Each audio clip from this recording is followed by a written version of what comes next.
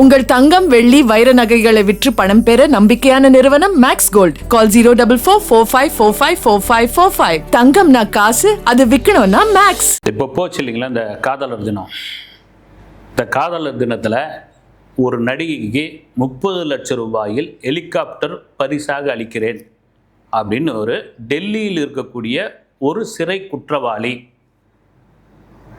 கடிதம் எழுத ஹெலிகாப்டர் வந்ததா இல்லையா அந்த தாண்டி வந்து இது எப்படியா வந்து ஒரு டெல்லி சிறையில் இருக்கிற ஒரு மோசடி பேர் வழி, அந்த மோசடி பேர் வழி ஒரு பாலிவுட் நடிகைக்கு 30 லட்சம் ரூபாயில் ஏர்பஸ் லேட்டஸ்ட் மாடல் ஹெலிகாப்டரை உனக்கு காதல் பரிசாக கொடுத்துருக்கேன்னு ஒரு கடிதத்தோடு சேர்த்து அந்த கடிதத்தை படித்தோம்னா உருக உருக உருக உருக உருக எழுதி என்னென்ன உருக்குன்ற நீங்கள் வந்து தாஜ்மஹாலை வந்து அவர் கட்டினார், இவருக்காக இது பண்ணார், நீ என்னை விட்டு போயிட்டீன்னா அவ்வளோதான் வந்து நான் உன்னையே இது வாய்க்கிறேன், உன்னை ஒரு ஆண் தீண்ட நான் விடுவேனா, நான் உனக்காகவே வாழ்ந்துக்கிட்டு இருக்கேன் அப்படி இப்படின் பொழுது இது எப்படி சாத்தியம் அப்படின்னு ஒரு கேள்வி விவாதம் இருந்து சரி இந்த கடிதம் எழுதுனது யார், அந்த நடிகை யார், இது உங்களுக்குள்ள என்ன பிரச்சனை, இவங்களுக்குள்ள என்ன பின்னணி, இதுதான்.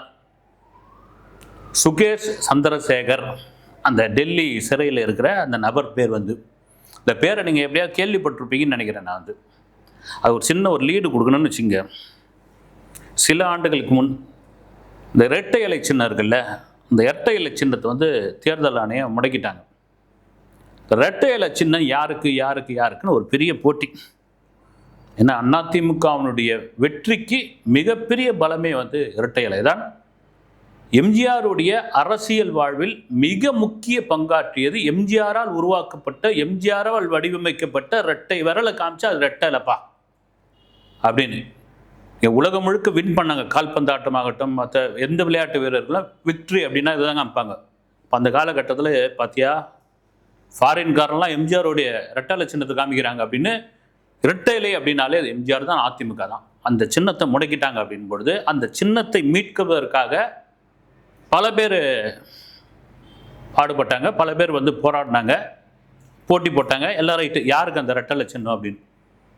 அந்த சமயத்தில் பாருங்கள், எம்ஜிஆரால் உருவாக்கப்பட்ட ஒரு சின்னம் மறைந்த செல்வி ஜெயலலிதா அவர்களால் பல இடங்களில் போடுவீர்களா, இரட்டை இலைக்கு வாக்கிடுவீர்களா அப்படின்னு கேட்ட அந்த சின்னம் எளிய மக்களுடைய மனதில் படிந்த அந்த சின்னத்தை மீட்கிறதுக்கு பெங்களூரை சேர்ந்த சுகேஷ் சந்திரசேகர் யார், இந்த டெல்லி சிறையில் இருக்கிறான் பாரு, இவங்கிட்ட 100 கோடி ரூபாய் கொடுத்து ஏமாந்துருக்காங்க.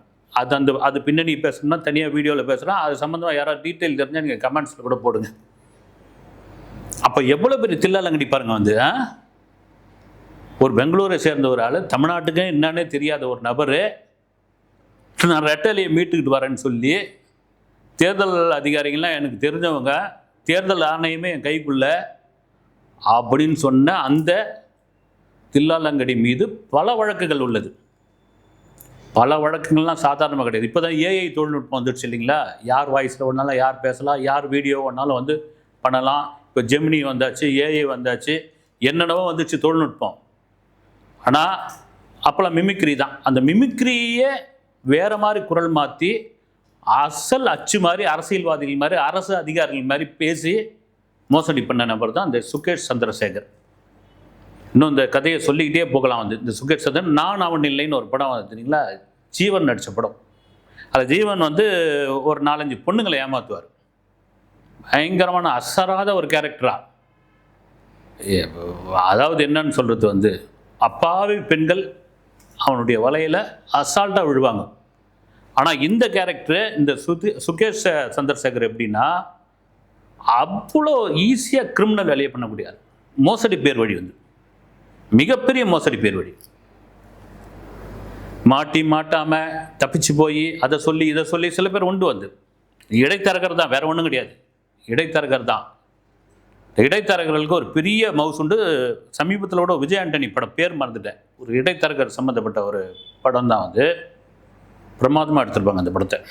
அப்படியேப்பட்ட நபர் இந்த ஆள் எங்கே மாற்றான் அப்படின்னா, டெல்லியில் இருக்கிற ஒரு தொழிலதிபருடைய மனைவி, அந்த மனைவி கிட்ட ஏதோ ஒரு வேலைக்காக ராங்காக ஒரு கால் பண்ணி ஒரு நம்பகத்தன்மையான ஒரு பேச்சை உருவாக்கி ஒரு நாடகம் ஆடி அந்த நாடகத்தை அந்த அந்த தொழிலதிபருடைய மனைவி கண்டுபிடிக்காத அளவுக்கு அவன் பேசின பேச்சில் ஒரு 200 கோடி ரூபா ஒன்று கொடுத்துச்சு. கொடுத்த பிறகு தான் தெரிஞ்சுது, ஆஹா எவனோ வந்து நம்மளை இப்படி அடிச்சுன்னு போயிட்டானடா அப்படின்ட்டு அந்தம்மா வெகுண்டு போய் அதன் பிறகு கம்ப்ளைண்ட் கொடுத்து உள்ளே இறங்கி புலன் விசாரணை உள்ளே இறங்கி ஆளை கேப்சர் பண்ணி தூக்கிட்டாங்க.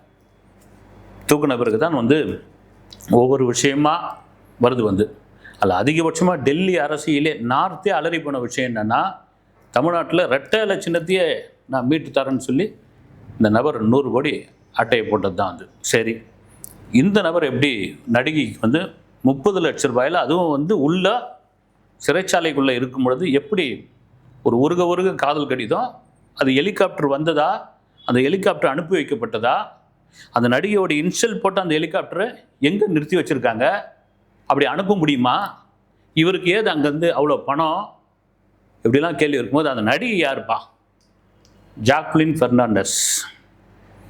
ஹாலிவுட் படங்களில் ஒரு பெரிய, எனக்கு தெரிஞ்சு பார்த்தீங்கன்னா பெரிய கேரக்டர் நடித்த மாதிரி இல்லை. வந்து ஆரம்பத்தில் ஒரு துணை கதாபாத்திரம் தான், கேரக்டர் ஆர்டிஸ்டாக இருந்து அதன் பிறகு வந்து கிளாமரில், அப்புறம் நிறைய கான்ட்ரவர்சியில் மாற்றி இந்த ஜாக்லின் பெர்னாண்டஸ், இந்த ஜாக்லின் பெர்னாண்டஸுக்கு தான் வந்து இந்த காதல் இடத்துல உருகி இந்த சுகேஷ் வந்து கடிதம் எழுதியிருக்காரு. சரி, 2 பேருக்குமான லிங்க் எப்படி ஏற்பட்டது? எக்கச்சக்கமான பணம் வந்துருச்சு இந்த நபருக்கு. பணம் வந்தால் ஷோக்கம் வந்துடும்.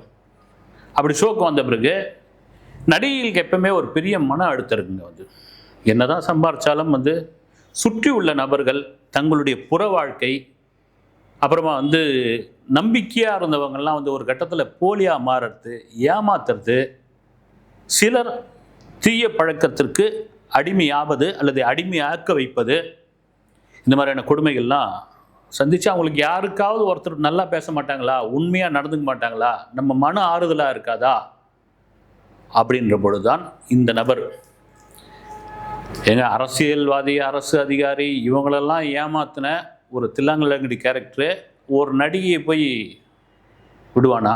அப்படி இந்த ஜாக்லின் பெர்னாண்டஸ் பேசி பேசி பேசி பேசி உருகி காதலிச்சு அதன் பிறகு அவனுடைய காதல் வாழையில் விழ வைக்கிறான். பரிசு பொருளாக வாங்கி கொடுக்குறான், என்ன வேணுமோ அதெல்லாம் கொடுக்குறான். வந்து கப்பல் வாங்கி கொடுக்குறான், ஃப்ளைட்டு வாங்கி கொடுக்குறான், வைரத்தோடு அது இது எல்லாம் எங்க 1 லட்சம் பணம் தான், மொத்தத்தையும் வாங்கி கொடுக்குறான். சந்தோஷமாக இருக்குது. ஆனால் அது வரைக்கும் இவன் தில்லாலங்கடின்னு அந்த நடிகைக்கு தெரியாமல் இருந்திருக்குது. அதுக்கப்புறம் அரெஸ்ட் பண்ணுறாங்க. அரெஸ்ட் பண்ண பிறகு அதுக்கு முன்னாடி விசாரணைக்கு அமலாக்கத்துறை வந்து அந்த நடிகை வந்து விசாரணைக்கு வராங்க. ஏன்னா அவ்வளோ சொத்து குவிப்பு, அவ்வளோ பொருட்கள். வந்து விசாரிக்கும் போது ஐயோ எனக்கு தெரியாது, அவன் நல்லவன் நினச்சேன், ஆனால் ஒத்துக்குச்சேன், இதெல்லாம் அந்த நபர் வாங்கி கொடுத்தது தான், ஆனால் மோசடி பேர் வழின்னு தெரியாது, தான் ஒரு பெரிய தொழிலதிபர், தொடர்ச்சியாக பாலிவுட்டில் படம் எடுக்க போகிறேன், அந்த படத்துக்கு நீ தான் எல்லா படத்துலையும் நடிக்க போகிற, முக்கியமாக வந்து என்னை வந்து பார்ட்னராக சேர்த்துக்க போகிறேன், ப்ரொடக்ஷன் கம்பெனி பேரே உன் பேர் தான், ப்ரொடியூசரே நீ தான், டைட்டில் கார்டில் உன் பேர் தான் வரும், நீ முடிவு பண்ண ஆர்டிஸ்ட் தான் வந்து அந்த படத்தில் நடிப்பாங்க, இதுதான் முக்கியமான ஒரு விஷயம். அந்த நடிகைக்கு எங்கே விழுந்தாங்கன்னா அப்படின்னா, நீ முடிவு பண்ண ஆர்டிஸ்ட் தான் அந்த படத்தில் நடிப்பாங்க அப்படின் பொழுது தன்னை எத்தனை பேர் இந்த பாலிவுட்டில் ரிஜெக்ட் பண்ணியிருக்காங்க, தன்னை எத்தனை பேர் அவமானப்படுத்தியிருக்காங்க. பெரிய பெரிய நடிகர்லாம் பேர் சொன்னால் லிஸ்டே போகும். உருவ கேலி பண்ணியிருக்காங்க, அப்புறம் வந்து ஓப்பனாக அட்ஜஸ்ட்மெண்ட்டு கேட்டிருக்காங்க. அது ஒத்துக்கலன்னு ஸ்பாட்லேயே ஒரு பெரிய பிரபலமான ஒரு நடிகர் ஸ்பாட்லேயே வந்து அடித்த சம்பவம்லாம் அந்த நடிகைக்கு வந்து ஒரு பெரிய காயத்தை ஏற்படுத்தியிருக்குது.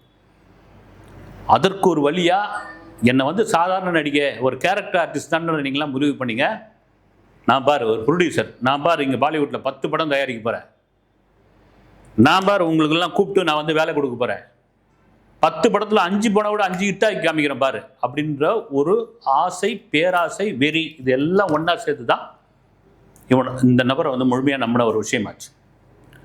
அதன் பிறகு விசாரணைக்கு பிறகு இவன் பெரிய தில்லாலங்கடி இதெல்லாம் தெரிஞ்ச பிறகு அந்த நடிகை குய்யோ மறியன்னு கத்தி, எனக்கு அதுக்கு சம்மந்தம் இல்லைங்க, நான் உண்மையாக அப்பா வேணும்னு விசாரணையில் அவனை உண்மையாக வந்து இந்த நடிகைக்கு வந்து பெருசாக ஒன்றும் இவனை பற்றி டீட்டெயில் தெரியல, அந்த அளவுக்கு அவன் மறைச்சிருக்கான்.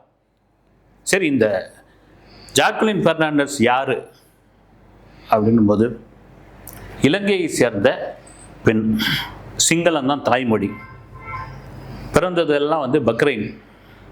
இவங்க அப்பா வந்து ஒரு சிங்களர், இலங்கை தான் பூர்வீகம். 80களில் இனக்கலவல மோதல்கள் நடக்கும் பொழுது அவங்க அப்பா என்ன பண்ணார் எது பண்ணாருன்னு தெரியல, அது டீட்டெயில் எடுக்க முடியல. அவர் என்ன பண்ணுறாரு, தப்பிச்சு பக்ரைனுக்கு ஓடி போயிடுறாரு. பக்ரைன் போய் அங்கே ஏதோ செய்து தொழிலதிபர் ஆகிய ஒரு மலேசிய பெண்ணை திருமணம் செய்துக்கிட்டு இந்த பெண்ணு பறக்கிறாங்க. ஜாக்லின் பெர்னாண்டஸ் சிங்களம் நல்லா பேசும். ஜாக்லினுக்கு என்ன ஆசை அப்படின்னா, ஹாலிவுட் படத்தில் நடிக்கணும்னு ஆசை. அவங்க அப்பா கிட்டே நல்ல சில்லறை. அதனால் ஹாலிவுட்டில் படத்தில் நடிக்கணும் அப்படின்போது நியூயார்க் ஃபிலிம் இன்ஸ்டியூட்டில் ஃபிலிம் அகாடமியில் சேர்த்து விட்றாரு. அங்கே படிக்கிறாங்க. அங்கே இருக்கிறவங்களாம் ஏஷியனா நீ என்ன ஒரு மூஞ்சி அப்படி ஒன்றும் பெரிய பிரபலமாலாம் இல்லை அப்படின்னு சொல்லி உருவ கேலி பண்ணுறாங்க. அங்கே பார்த்தீங்கன்னா இந்த ஜூனியர் ஆர்டிஸ்ட் மாதிரியான கேரக்டர் கொடுக்குறாங்க. அது ஜாக்லினுக்கு பெரிய மன வருத்தத்தை ஏற்படுத்துது. போனவுடனே தான் பெரிய நடிகை, தனக்கு வாய்ப்புகள் குவிய போகுது அப்படின்னு நினச்சா, அதெல்லாம் நீ 10ஓட 11 கிடையாது, 100ஓட 101 அப்படின்னு அனுப்பிச்சி விட்றானுங்க.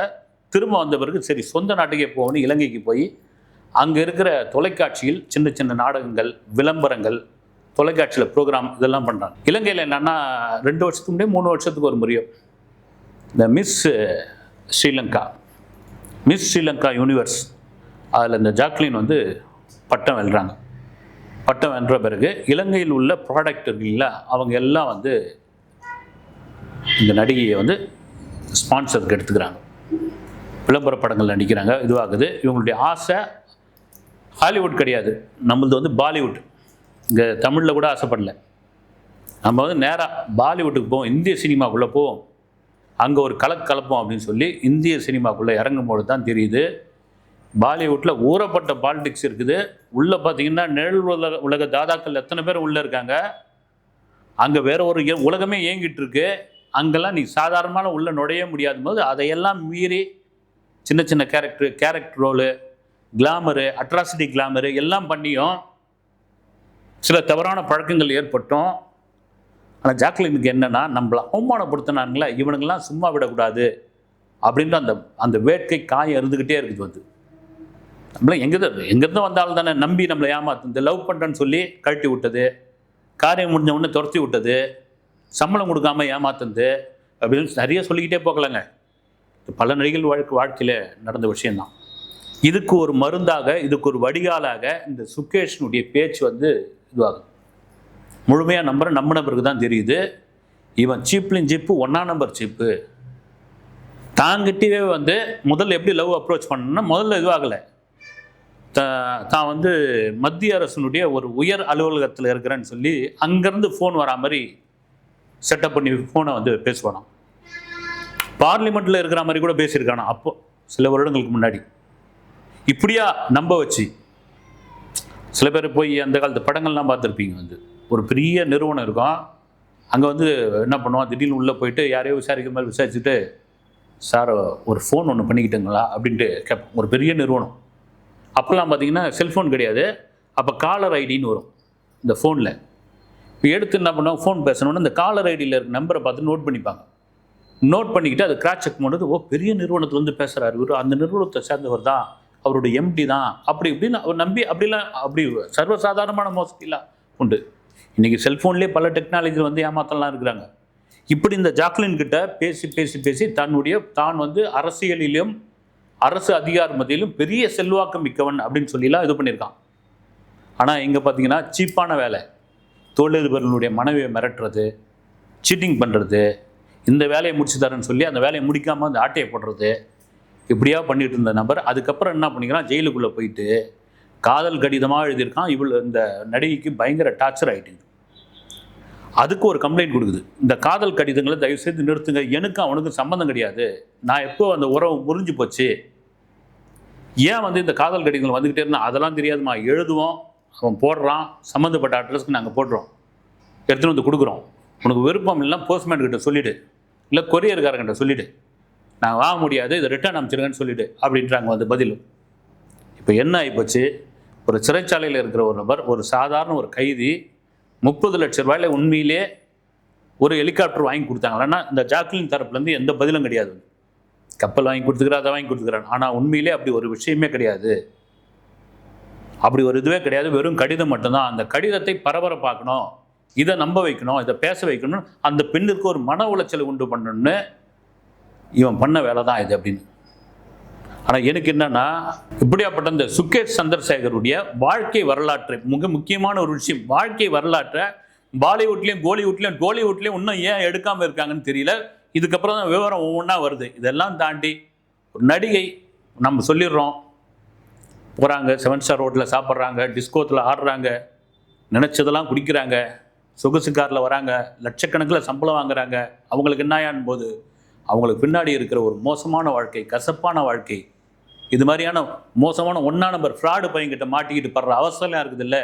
ஒரு கட்டத்தில் அவங்களே நினச்சிருப்பாங்க, நாமளே ஏதாவது சாதாரண ஒரு பெண்ணை ஆஃபீஸில் வேலை செய்கிற பொண்ணா, ஒரு சாதாரண ஒரு கூலி வேலை செய்கிற பெண்ணாக கூட மாறிக்கலாம் பொழுது, ஏன் இப்படி வந்து மாட்டிக்கிட்டோம்னு பர்சனலாக சில சமயங்களில் என்கிட்ட சில நடிகைகள்லாம் கூட பேசணும் உண்டு. தெரியாமல் வந்து மாட்டிக்கிட்டேங்க நான் அப்படின்ற அளவுக்கு. அந்த மாதிரி ஒரு நிலைமையில் தான் ஜாக்லின் இருக்காங்க. இதை தாண்டி இந்த மாதிரி ப்ரூடாக்கள், இந்த மாதிரி இதுவுகளை விடுற இந்த நபர்கள்லாம் மாறவே மாற மாட்டாங்க. இது ஒரு விழிப்புணர்வுக்காக சொன்ன இந்த வீடியோ இது. அடுத்த வீடியோவில் சந்திக்கிறேன். நன்றி.